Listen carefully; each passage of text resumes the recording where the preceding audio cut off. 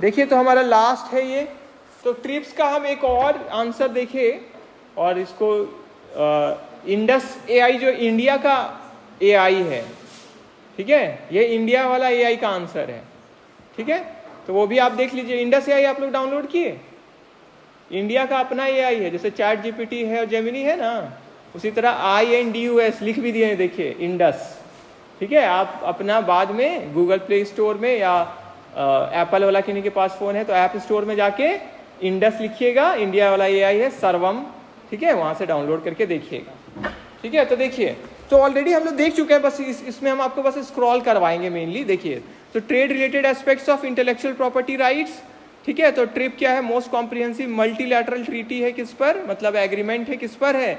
Intellectual property, जो फिर से देखिए WTO संभाल रही है, ठीक है। तो इसमें सिग्निफिकेंट माइलस्टोन रिप्रेजेंट करता है ये इंटरनेशनल ट्रेड में, बाय फॉर्मली इंटीग्रेटिंग, मतलब एक साथ लाके इंटेलेक्चुअल प्रॉपर्टी राइट्स को ग्लोबल ट्रेडिंग सिस्टम में। पर्पस और ऑब्जेक्टिव्स इसमें लिखा हुआ है, देखिए अलग अलग इसका फंक्शंस है, ठीक है। तो trade in knowledge and creativity, facilitates trade in knowledge and creativity है। फिर resolve by establishing standardize IP protection across WTO member countries, ठीक है। तो एक जैसा लॉ लाके resolve trade disputes over intellectual properties. तो ये हम लोग थोड़ा सा देखे हैं, बस इसको ऐसे देख लिए। फिर 7 types of intellectual property covered है, ठीक है। अब एक्चुअली आप देखिएगा तो इसमें 8 है, protection for 8 categories of intellectual property. देखिए इसमें न्यू प्लांट वैरायटीज भी एक आ गया, ठीक है। तो एक्स्ट्रा पॉइंट्स भी है इसमें, तो आप इसको भी देख सकते हैं। न्यू प्लांट वैरायटीज का क्या मतलब है? देखिए protection for distinct new uniform and stable plant varieties, ठीक है। अब ये है क्या डिटेल में, आप इसको बाद में देख सकते हैं, ठीक है। होमवर्क में लिख लीजिए, कुछ नया पॉइंट्स आ रहा है उसको आप देखिएगा। न्यू प्लांट वैरायटीज क्या है आप देखिएगा, न्यू प्लांट वैरायटीज इन IPR,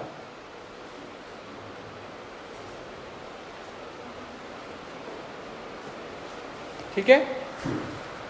फिर नेक्स्ट नीचे देखिए की प्रोविजंस है, तो कॉपीराइट प्रोटेक्शन है, इसमें अलग अलग देखिए डेटा लिखा हुआ है कि मिनिमम प्रोटेक्शन है 50 साल का, ऑटोमेटिक प्रोटेक्शन भी मिलता है, उसमें रजिस्ट्रेशन रिक्वायर्ड नहीं है, computer program protected as literary works, ठीक है। Constraint national exceptions via the Berne 3 step test, अलग अलग है। पेटेंट प्रोटेक्शन है, फिर जनरल प्रिंसिपल्स है, नीचे जाइए गवर्नेंस स्ट्रक्चर है, इंडियाज एक्सपीरियंस एंड फ्लेक्सिबिलिटीज, देखिए इंडिया के बारे में भी इसमें है, ठीक है।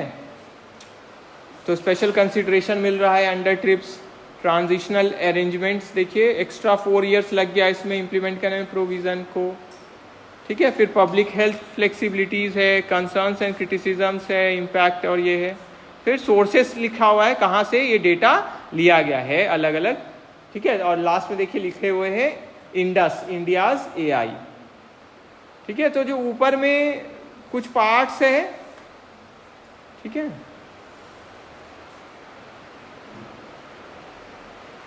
उसके बाद देखिए नीचे में आप जाइए, देखिए ओरिजिन है, ये ट्रिप्स आया कैसे, हाँ ट्रिप्स आया कैसे? Trade related aspects of intellectual property rights agreement emerge from the most ambitious round of international trade negotiations in history, ठीक है। द यूरुग्वे राउंड 1986 से 1994 तक इस पर बातचीत हुई थी, ठीक है। तो देखिए लंबा समय लगा है इसको आने में, 8 साल, है ना। तो ये रिफ्लेक्ट करता है complex interplay of economic interest, diplomatic negotiations and globalization of trade and technology. तो इसमें अलग अलग चीज़ें शामिल हैं। हिस्टोरिकल कॉन्टेक्स्ट एंड टाइमिंग में देखिए यूरुग्वे राउंड लिखा हुआ है, 1986 से 94 में हुआ। लॉन्च कब हुआ? सितंबर 1986 में इन पुंटा डेल एस्टे, कहाँ? यूरुग्वे में। ड्यूरेशन देखिए 8 इयर्स। तो इसमें की इंफॉर्मेशन है, ये सब मेन पॉइंट्स है। पार्टिसिपेंट्स शुरू में 123 कंट्रीज थे, ठीक है। कंक्लूजन देखिए फाइनल एक्ट मराकेश में हुआ साइन 94 में, अप्रैल 15। और ट्रिप्स का स्टेटस देखिए negotiated during 89 to 90 became part of the final, ठीक है। तो negotiation began during a period when non market economies were declining, ठीक है, वो डिक्लाइन कर रहे थे नॉन मार्केट इकोनॉमीज, ठीक है। इंटेलेक्चुअल प्रॉपर्टी क्या है? माइंड का क्रिएशन है ना, तो उसका एक्चुअली कोई मार्केट जैसा तो डील नहीं होता है ना। जैसे मार्केट में हम लोग जाते हैं तो दिखता है ना, आलू है, ये पटल है, ये फ्रिज है, ये वॉशिंग मशीन है, लेकिन माइंड वाला उपज आपको कहाँ दिखेगा? उसका होता है ये लो 2 रुपये का ये फिल्म लो, ये लो हाथ में लो, होता नहीं। नहीं तो मेनली अब क्या हो गया, क्रिएशन पहले तो भले ही सीडी और ये सब, और आजकल तो हम लोग ऑनलाइन ही वाला, पेन ड्राइव भी कहाँ है उतना यूज़ कर रहे, ज़्यादातर क्या हो रहा है ऑनलाइन ही यूज़ हो रहा है ना। अपलोड हो गया, यूट्यूब पे चला गया, ठीक है, ईमेल में हो गया, व्हाट्सएप में चला गया, फेसबुक हो गया, तो क्या है डायरेक्टली क्या हो रहा है, इन्फॉर्मेशन सीधे पास हो जा रहा है। ठीक है, तो ये है नॉन मार्केट इकोनॉमी जहाँ जब डिक्लाइन कर रहे थे, और ग्लोबल इकोनॉमी, ठीक है, वॉज बिकमिंग इंक्रीजिंगली इंटरकनेक्टेड, कि इंटरकनेक्टेड होते जा रहा था। और अब तो है ही, कितना कनेक्टेड हो गए हम लोग, है ना। अमेरिका में कोई है तो हम लोग को चिट्ठी भेजने का तो जरूरत नहीं है, सीधे क्या कर देंगे, मेल कर देंगे, व्हाट्सएप कर देंगे, फ़ोन कर लेंगे, फेसबुक है, कितना सारा चीज़ है कनेक्ट होने के लिए। Creating both opportunities and tensions regarding IP protection.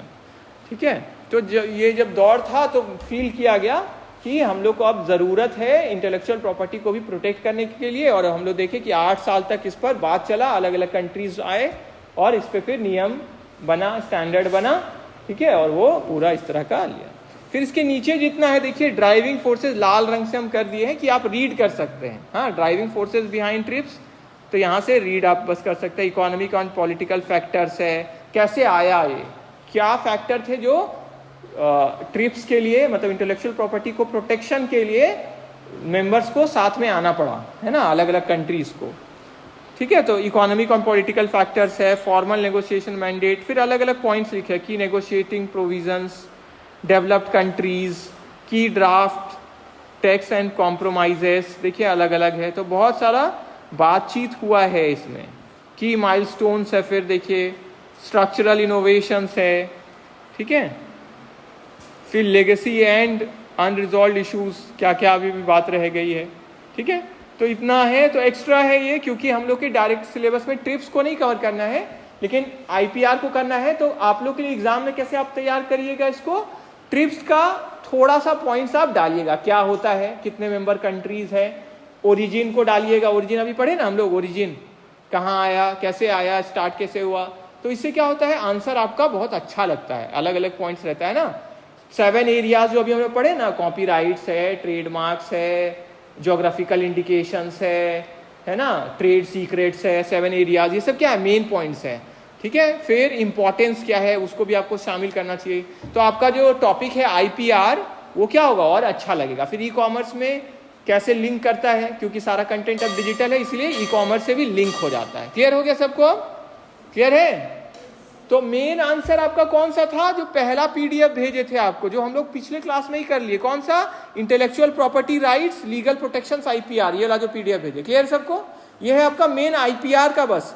फिर इसी से रिलेटेड है ट्रिप्स, क्योंकि ट्रिप्स के कारण ट्रिप्स का भी वही IP तो आ गया ना उसमें, तो ट्रिप्स एग्रीमेंट भी देखना है आपको, और इंडस वाला जो अभी बोले उसका भी कुछ पार्ट आपको अपने आंसर में इंक्लूड करना चाहिए। क्लियर सबको, तो थोड़ा आपको अब क्या करना चाहिए, थोड़ा अपना आंसर अब तैयार करना चाहिए। हम लोग पूरा सिलेबस खत्म कर लिए, अब कुछ क्लासेस और करेंगे हम लोग, जिसमें आपका टेस्ट और रिवीजन ये सब कर लेंगे। क्लियर हो गया, ठीक है।